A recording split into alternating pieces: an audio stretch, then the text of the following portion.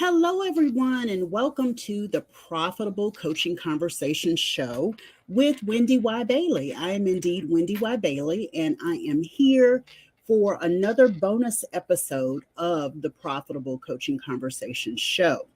And as a reminder, guest episodes are released on Tuesdays at 1 p.m. Eastern, and bonus episodes are live on Thursdays at 2 p.m. Eastern. So be sure that you check us out, mark your calendar to join us because there's always a really profitable coaching conversation going on when we release episodes and when I go live.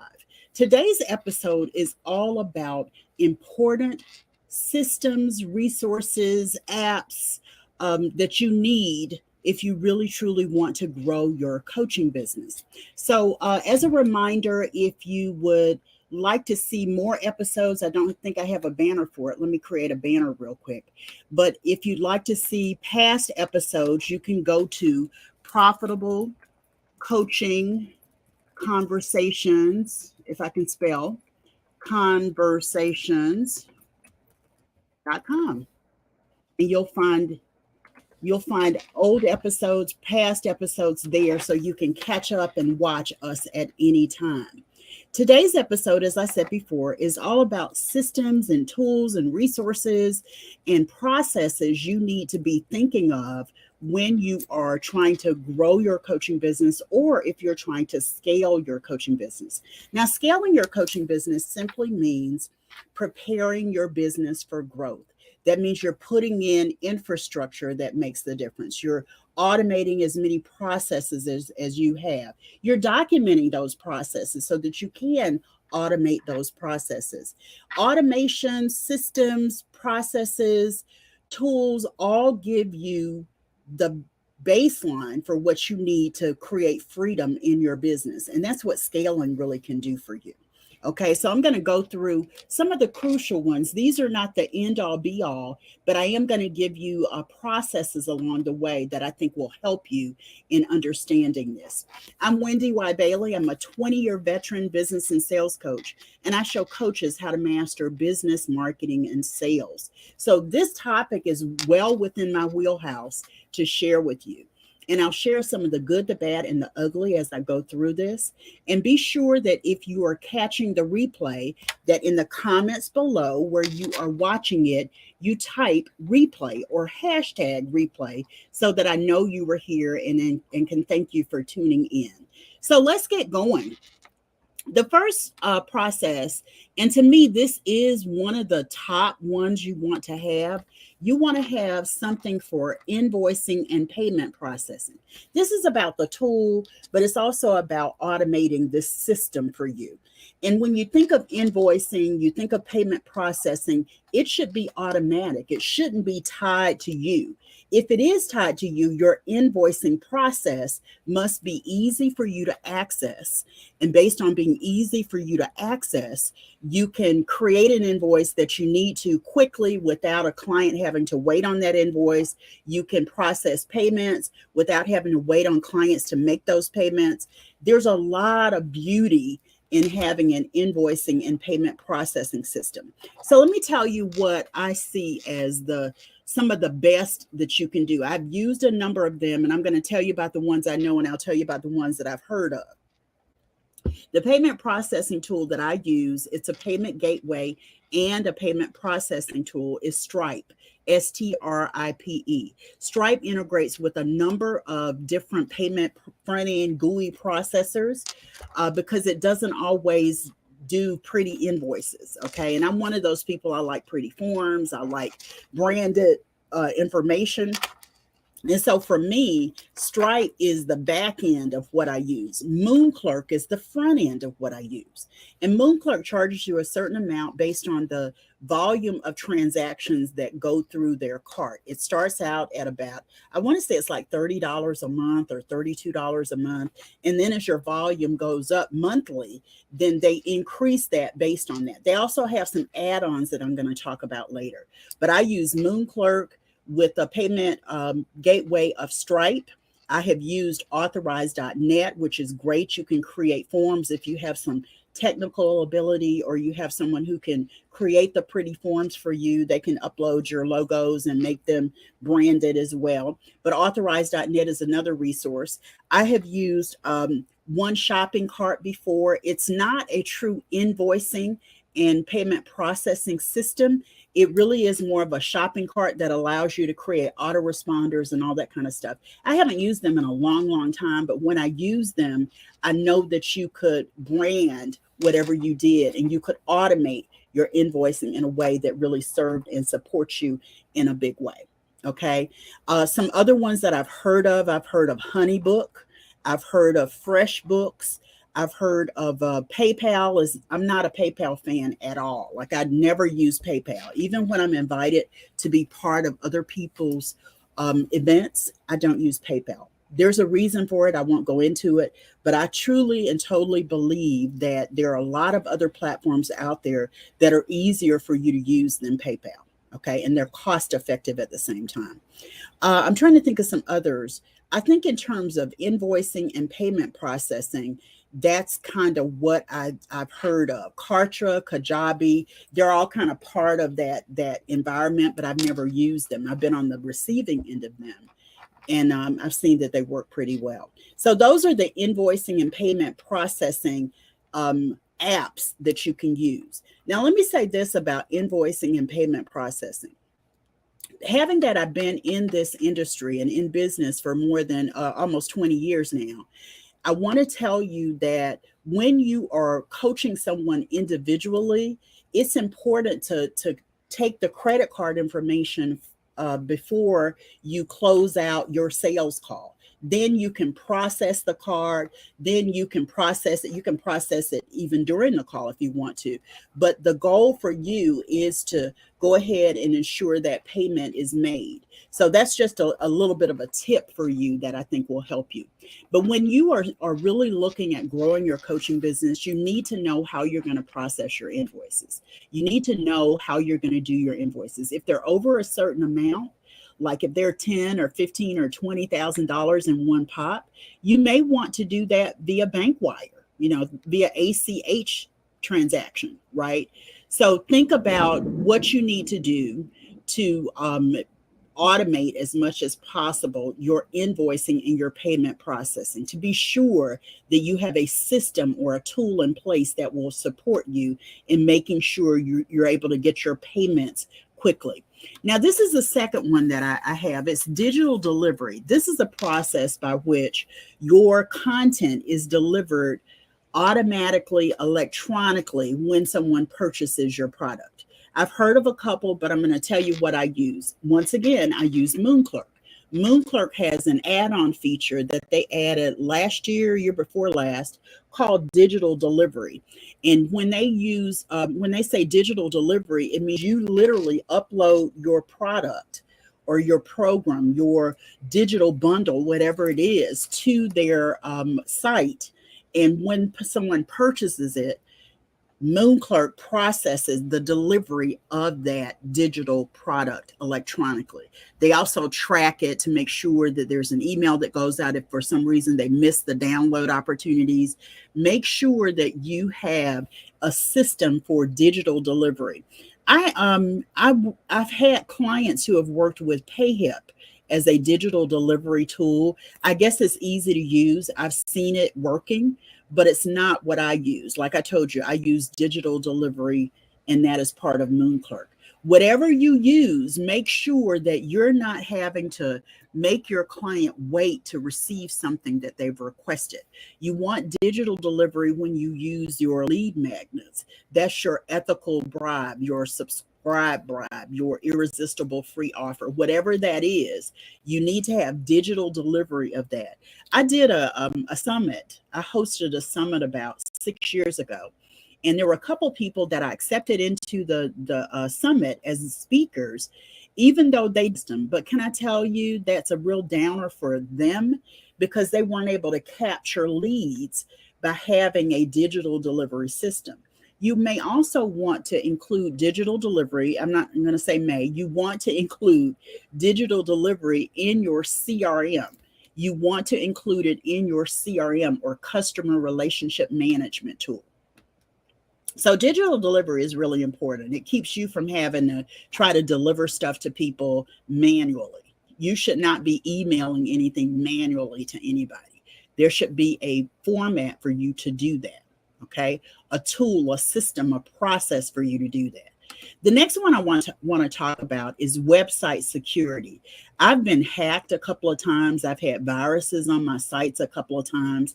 And one of the things I've learned is if you don't have something in place to safeguard your assets, your assets on your website, then you're going to, open yourself up for some challenges in that area.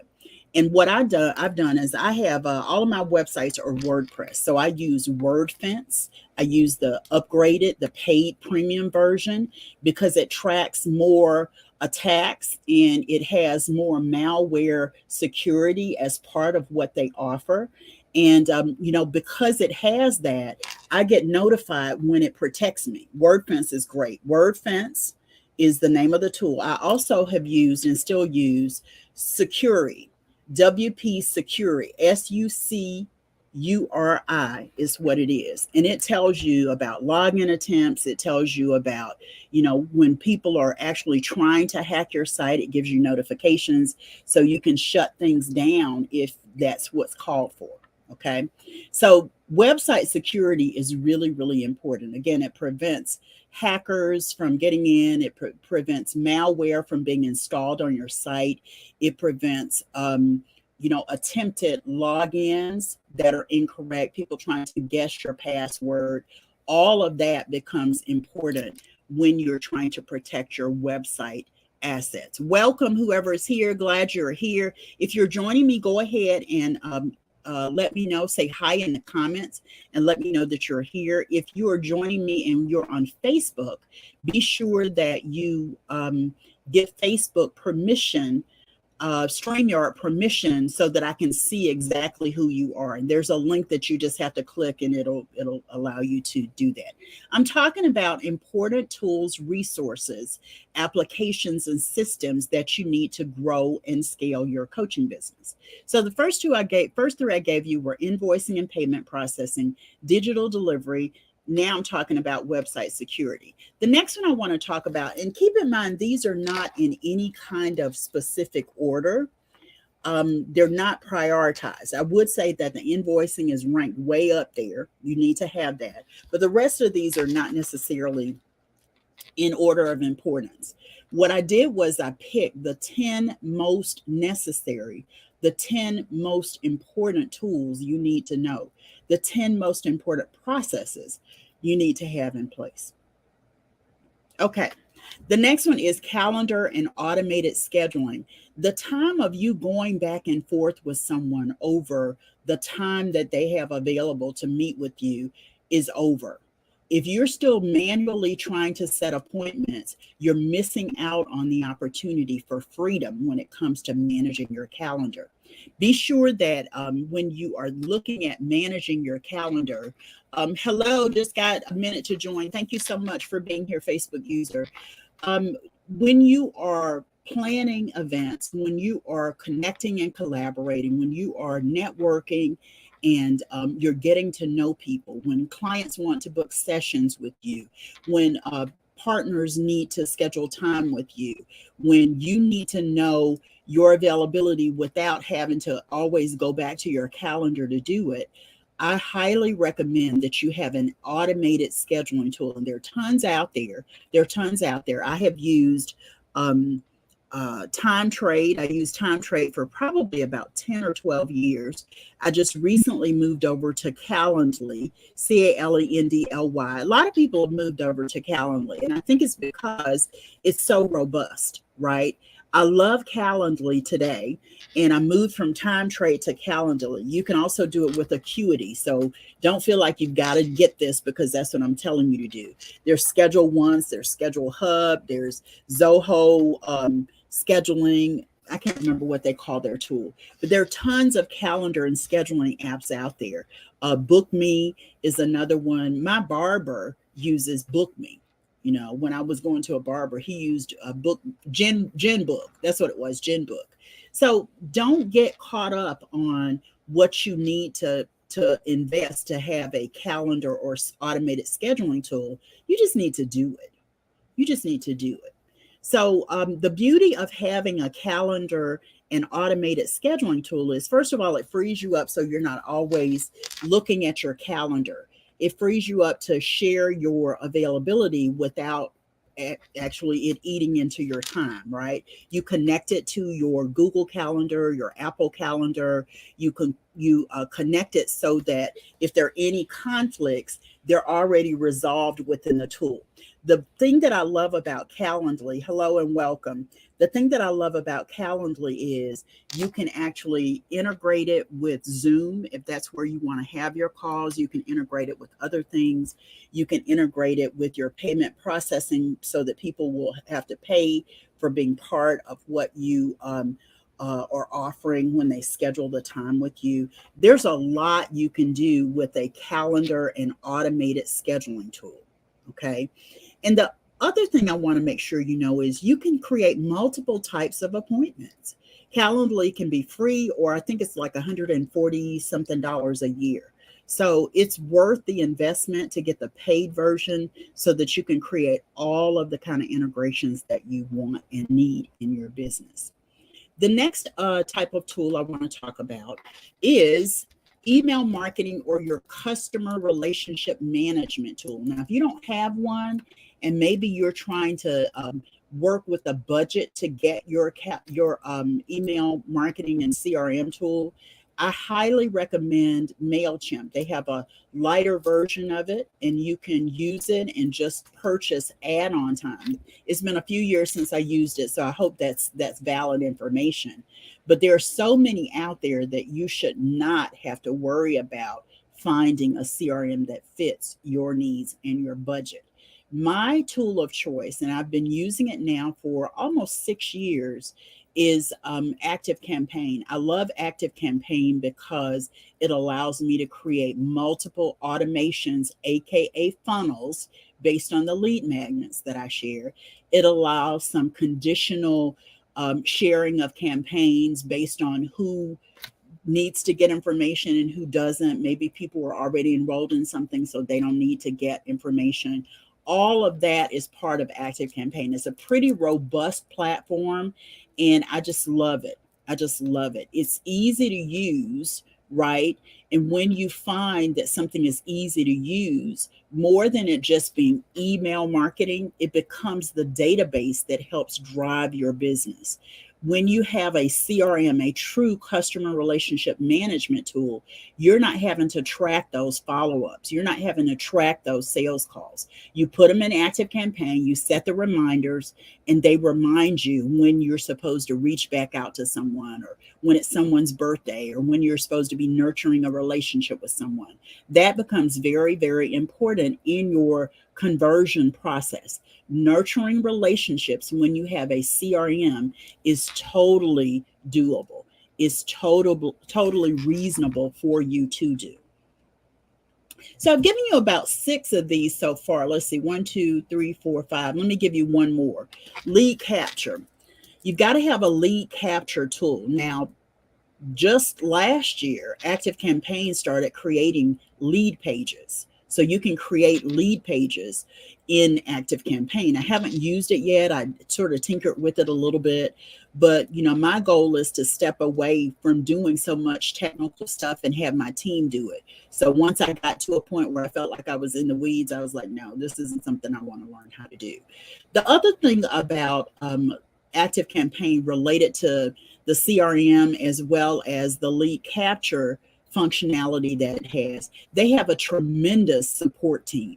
You can literally book a training session once a month. They have office hours where they train you on certain things.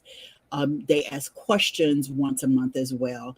Their support team and their support system is bar none the best. I'm telling you, because they give you a lot of support so that you're not out there fumbling with their tool. The other thing that I want to say about lead capture is if you don't have a lead capture tool of sorts, you can do like I do. I have the plugin on my WordPress website, Elementor. Elementor is a plugin, and it allows me to create lead pages all day. It allows me to capture leads all day. Now, you may also want to have a lead generation system where you are automatically capturing leads every day. That goes beyond just having an opt-in page or a lead capture page with a CRM behind it. That means that you're running ads, you're running evergreen webinars or master classes. All of that is part of a lead generation system. I'm not going into that here, but you need to at minimum have a way to capture leads, and having a lead capture page is a way for you to do that. Okay. When you have a lead capture page, it says I'm open for business, right? When you have a lead magnet or multiple lead magnets, it says I'm open for business. And part of your lead generation system must be part of that CRM automation process, because you don't want to have to deliver emails to someone. You want to automatically nurture the relationship. And that's what an automation, AKA funnel, will do to support you. Okay. I teach my clients a 21-day funnel that I invite them to duplicate 4 times. It takes time to build relationships. It takes time to nurture relationships with people, right? So you've got to be of the mindset that time is what's important. And as long as you're top of mind, present in your potential clients' visibility, then you have an opportunity to convert them to be a client. So let me say this about, what I've been talking about related to these important systems and apps and processes and resources.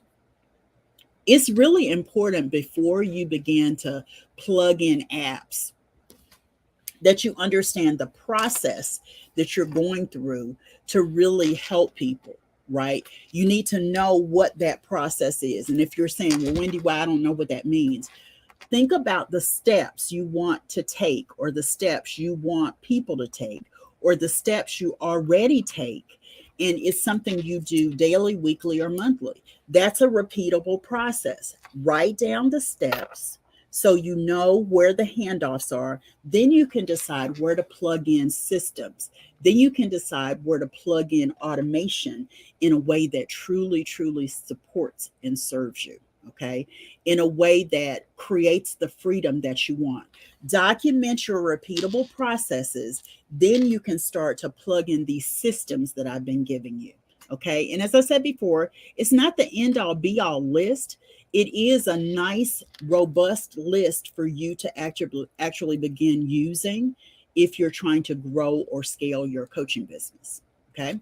The next one I'm going to talk about is a must have. I don't care what you're doing. I don't care where you are in your process. You need to have cloud storage. And don't get it twisted. Cloud storage just means you can access it from anywhere. It's not on your laptop, so that if your laptop gets hit by lightning, you're not worried because you have everything already stored in the cloud. And don't get confused about what cloud storage is either. When you think of cloud storage, I want you understanding that it just means it's off-site, right? It just means it's accessible from wherever you are. And you don't have to pay for all cloud storage. I use a number of different cloud storage tools and applications. I use Google Drive. Yes, that's cloud storage. I use OneDrive. Yes, that's cloud storage. I have used Dropbox in the past. I still today use Amazon S3. It's a cloud storage platform as well. My cloud storage tool of choice is Box.com. Box.com is what I love. I've been using it now, I want to say probably about 15 years, 14, 15 years, a long time. And I've seen them grow a lot in terms of functionality, in terms of support. I love what Box does to really help me manage my files, right? What I started doing, and this is a quick tip for you, what I started doing years ago is when I created content, I would upload it to Box. Every so often, I would go out and I would sort of create folders and categories, and I would organize the content there. And what I discovered over time was I had a really nice warehouse of content. I had a really cool storage vault of all of my content that I could share very easily. I can add links, I can share links, I can expire links, I can rename stuff, I can categorize stuff. I love cloud storage, and my cloud storage tool of choice is Box. Okay. The next one I'm going to talk about, most people don't think of this as an important resource or important tool, but if you want to gather data from your clients, potential clients, collaborators, where you need information, any kind of information you need, having a forms tool is a great way to do it. I've used a ton of those as well. Google Forms is one that I've seen used. Typeforms is another one that I've seen used. I've used emailmeform.com. That's another tool that I've used. I used it for years. Then I started going to Jotform, and I use the paid version of Jotform because I don't like the Jotform logo and all of that kind of stuff. It's a branding thing to me. So when you think about using forms to gather information, you can gather informations in your pre-qualifying questionnaire to potential clients. You can use a form to gather research from your mailing list about something you have coming up or what works and what doesn't. You can gather information after you deliver a program or a webinar or a masterclass where people can give you feedback about that. You can ask questions about a project you're working on. Data information, data gathering is what you're doing, and you need a good form to do that so that you're not having to replicate it over and over again. I've been on summits, and I've held summits. Having forms is a great way to get people to add their information, to give you their information without you having to, write it down and keep it all in email. It just doesn't work that way. Because I host this web TV show and audio podcast, one of the things that I learned early on was that I needed to have a form to gather all of the guest information, a place where they could put it all, and I didn't have to go see if they did it. I just could go to that platform. Jotform is what I use. I go to Jotform, I look up that person's name, their submission. It has their photo, their bio, it has everything I need for my team to actually release their episode. So forms is really, really big. The next one I'm going to talk about is whether you have a team or not, is a project management tool. I've used a bunch of them. I've used Teamwork, I've used Basecamp. They're all really similar. If you're working every single day in your business, you need to track what activities you need to complete, right? Your tasks and activities you need to complete. I came from an IT telecom world in corporate management, and I learned how to manage my activities to be really, really productive using project management skills. Having a project management application will help you to do the exact same thing. Okay. So my tool of choice is Asana. Asana is great, again, whether you have a team or not. It allows you to put in the task, to prioritize it, to set dates for it.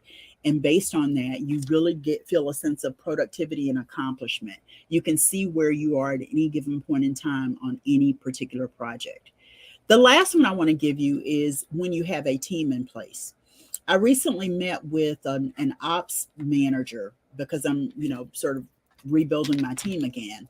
And one of the questions she asked me was, what do you use for team communications? And I thought, wow, I love her already, because you got to know how you're going to communicate with your team. I use Slack. And Slack is there's a free version, there's a paid version, and it's really robust. You can integrate it with a lot of things so that you don't have to worry about that integration in the future. I've used ClickUp. Excuse me, I had a team that wanted me to use ClickUp, so I used ClickUp for my team. And I'm trying to think some of the other ones I've used. I can't think of another team communication I've used, but there are tons of them out there. You just need to make sure that it allows you to communicate with the team without sending text messages. Oh, that's the other one I was trying to think of. What's up? What's up? WhatsApp? WhatsApp. WhatsApp. I've used that before. I still use that today. So you've got to find something that works for you. But it's not enough for you to send emails back and forth to your team. You've got to have a way that you all can communicate with each other in one place. Yeah.